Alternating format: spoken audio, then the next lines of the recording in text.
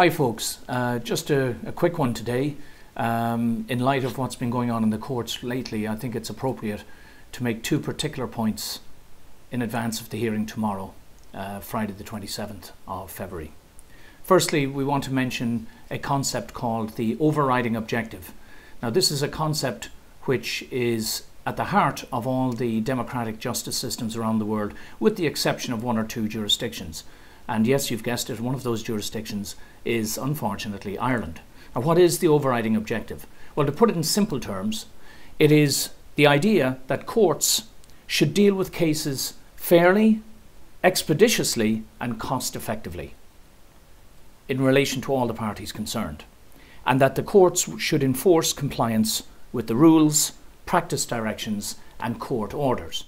Now that might seem like obvious, basic stuff, that obviously the courts have to enforce their own rules. They have to abide by the directions that are given. The court orders have to be followed.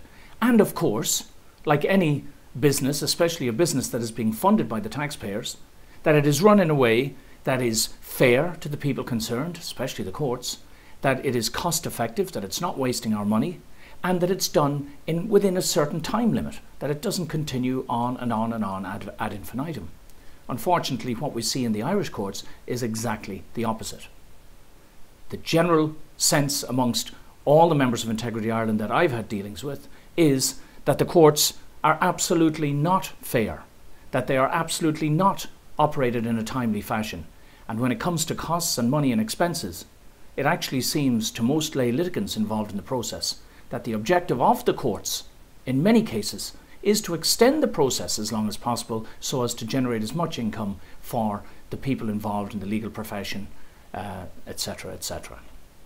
Secondly, today we want to establish our fundamental right to free speech, especially when we are reporting on facts and we are doing so truthfully and accurately. Now the reason I'm saying this today, folks, is again because in front of Justice Nicholas Kearns on the 12th of February last, to put it rather bluntly, I was threatened that we were going to get ourselves into serious trouble over the contents on this website. Now my position on this is, again, as long as we're speaking only about the facts and we're being fair and honest and accurate, then for any judge of the land to threaten us in those circumstances with consequences, serious consequences, I think is the term Justice Kearns used, well, in return, I'm now saying to Justice Kearns, that was an act of intimidation, Justice Kearns. It was inappropriate and it was small for someone in an esteemed position such as yours.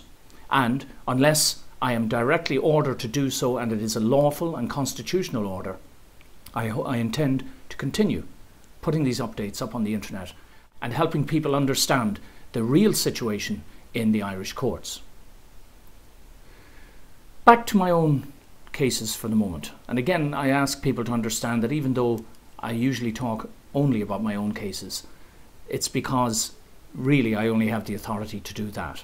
Other people are more than happy to speak about their own cases, and everybody's invited to do so. But I think it's fair to say that anyone dealing with state institutions can testify as to the incredible frustrations being experienced, especially when they're being given these eternal runaround.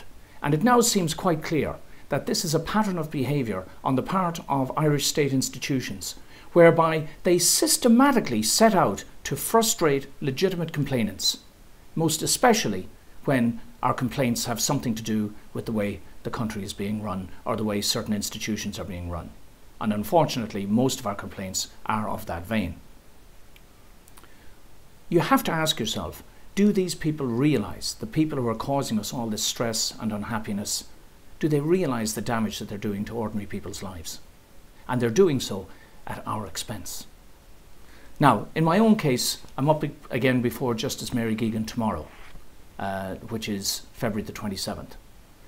Now, I wrote in to the court service a couple of weeks ago seeking clarity on Justice Geoghegan's instructions so that obviously I wasn't going to make any mistakes. I was told by the court service that there was no record of any hearing on that day under that record number. I was somewhat bewildered, so I went to the paperwork and I had a look at the paperwork. And on closer examination, I discovered a whole raft of different numbers. I won't read them out to you, don't worry. But I've since discovered that some of these record numbers actually don't exist, but they're there on Court of Appeal paperwork, they're there on High Court records. And I'm asking, well, how on earth am I being required to turn up to hearings where some of these record numbers don't exist? Or, if I'm to believe the court service, where I didn't actually appear in front of Judge Geoghegan on the 30th of January last. So obviously I followed through and I said, please, whoever's corresponding with me, would you please tell me who you are? No, they wouldn't. I sent a second email, a third, a fourth, a fifth, and so on. And this is a common pattern. Eventually, I ended up having to send in an email to the CEO of the court service, Brendan Ryan, and even to the Attorney General, and to anybody I could think of that is in a senior position in the court service, to try and get some sort of a response. Eventually, I did get a response. Will they tell me who was corresponding with me? No. What did I get? Again, another generic dismissal, telling me in so many words, hey, we've all got important jobs here, we're all doing what we should be doing, blah, blah, blah. But did I get my questions answered? No. What I did find out, though, in a letter that came to me yesterday, is that correspondence that I sent directly to Judge Mary Finlay Geoghegan, marked strictly private and confidential for the attention of Justice Geoghegan only. I'm being told now that she didn't receive that. That somebody in the chain of command thought it was right and appropriate to open up a judge's private mail and then write back to me and say, this hasn't been sent to her. Well, that's going to be very convenient, isn't it, tomorrow when I turn up and find out that she hasn't read my correspondence. The fundamental problem I'm facing tomorrow is that I cannot submit court paperwork because I don't have a correct record number. And while there is no clarity on the other numbers that are all messed up, how can I advance forwards? Back to the original point we made, what happened to the overriding objective? It seems to me that in Ireland, the overriding objective is to frustrate claimants, drag out the process as long as possible, make it as convoluted and problematic as can be, and of course every step of the way, under normal circumstances, we would be paying hand over fist to legal professionals to try and manage these ridiculously farcical scenarios.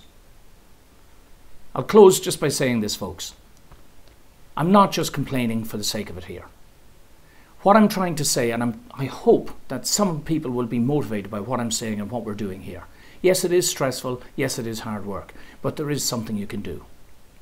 Now, there is in Irish legislation an offence called an offence against the administration of justice. Now, under that umbrella, please look it up, but under that umbrella come several different offences such as perjury, fraud, deception, and trying to intimidate a judge and things like that. But they are considered very serious offences, so serious in fact that you can be arrested for it and you can be sent to jail for 5 to 10 years. What we have to realise is, hold on a minute, these rules also apply to court service staff, to registrars, to judges, to guards, to solicitors, when they are deliberately interfering in your attempts to get justice for yourself.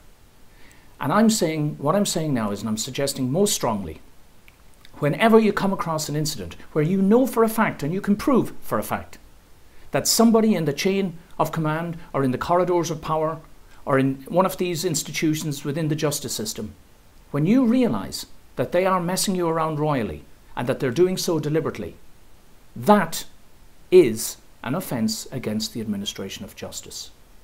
Don't be shy, don't hold back. These people do not deserve your respect. They certainly have no respect for you. Take the matter on, lodge a criminal complaint, and let's give them a taste of their own medicine. Thank you for listening, folks.